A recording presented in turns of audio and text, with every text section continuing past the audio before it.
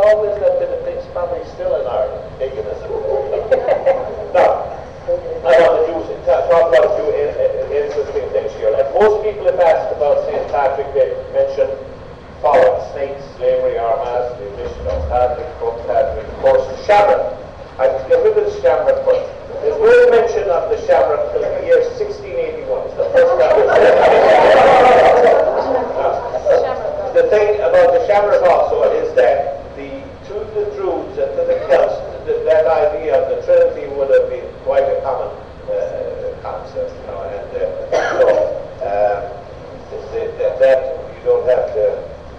Now I want to let put the rest of this. Now this is our club.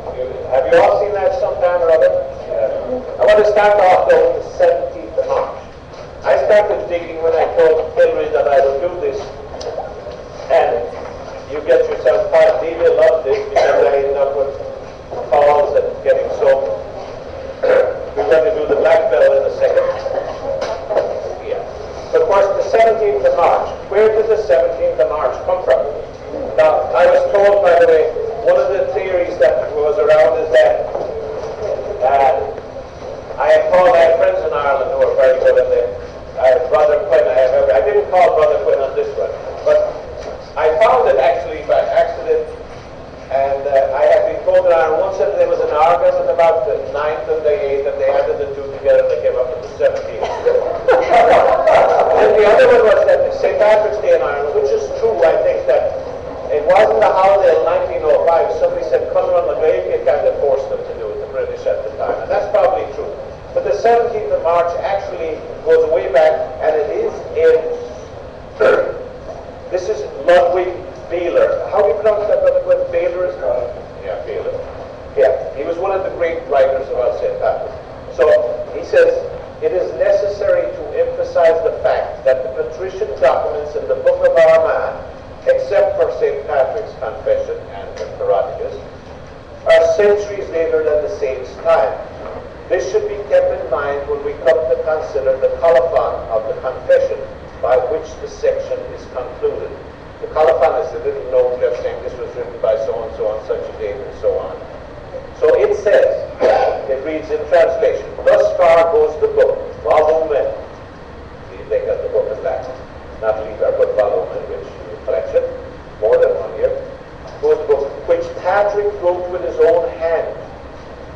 On the 17th day of March, Patrick went to heaven. Now, he says, one thing is beyond doubt. Whoever penned these words, it was not Patrick, obviously.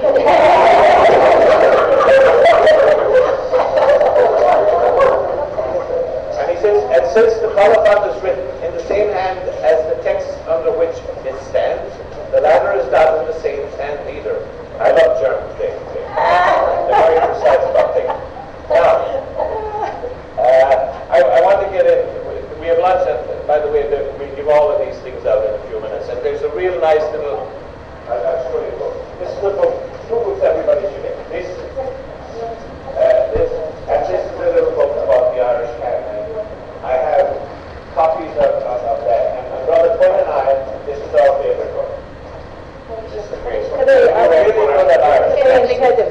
It's Ashley Gear. Ashley Gear. Now, everybody, you read that. It's what it is that, like what Pierce was talking about there, is the fact that so much Irish history is written, and they take no notice of the Irish language, which of course most of our history is in. By the way, the first book that uses Irish phrases and sentences is the Book of Armagh. It's the first book. There's quite a bit of Irish in there, although most of the, the earlier books in Ireland were Latin. Now, I want to go to we settled the 17th of March, and the shamrock is gone. Sorry about that. Somebody got mad last night. They came into the TV and she said, "I'm not coming to this house anymore. I'll give me the shamrock. That's the one thing she could do to us." I mean, these things don't, believe me, they don't hurt St. Patrick. If you read St. Patrick there, he was a humble, God-fearing guy, and his only authority was God. He wasn't a bad. As somebody said, I remember somebody was telling me a nun one time that she went into the poorhouse in Clonakilty, and she was talking to this old man there, and he says, "Oh, you're a lovely lady." He says, are you married? And she said, I'm married to God. He said, a fine family you married in.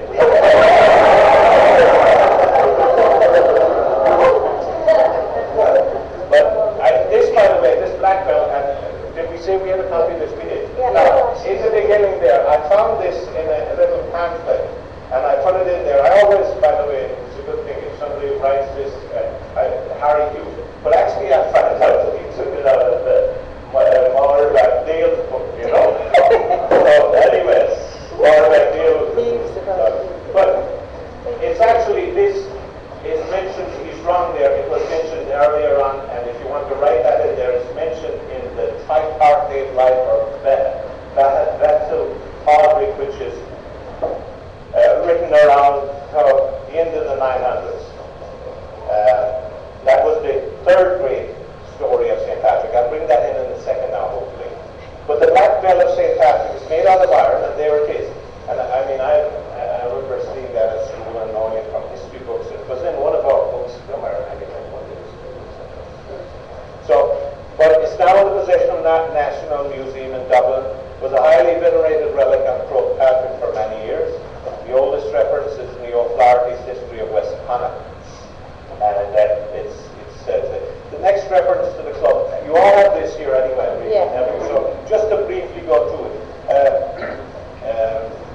Father Sweeney talks about it being at Morris Abbey, and then the club dub is mentioned by a French traveling around, and he said they have strange ideas on the subject of this bell, and believe that the devil will carry them off immediately if they dare to affirm on it anything that is not true.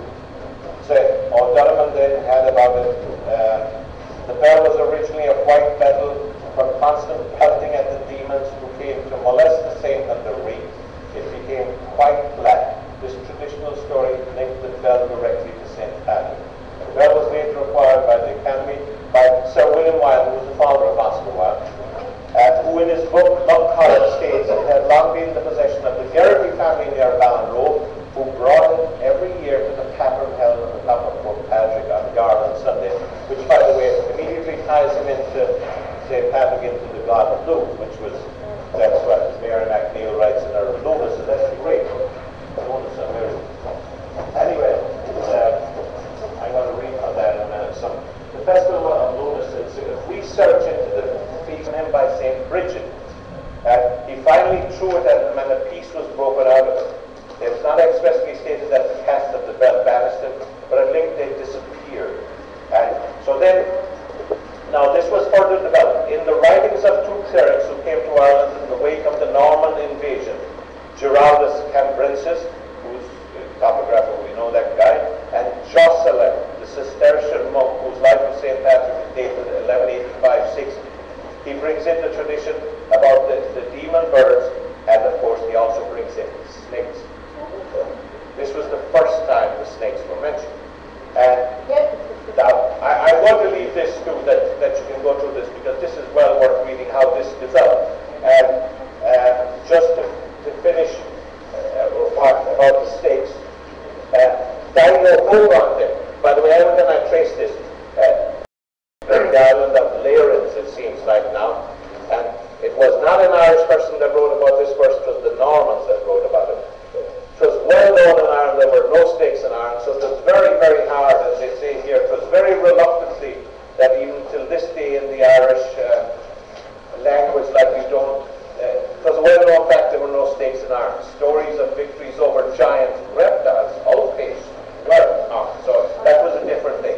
So it says, admittedly, ridding the land of the sometimes turns up, and sometimes it does in Gaelic environment, but it never seems to have really acclimatized itself.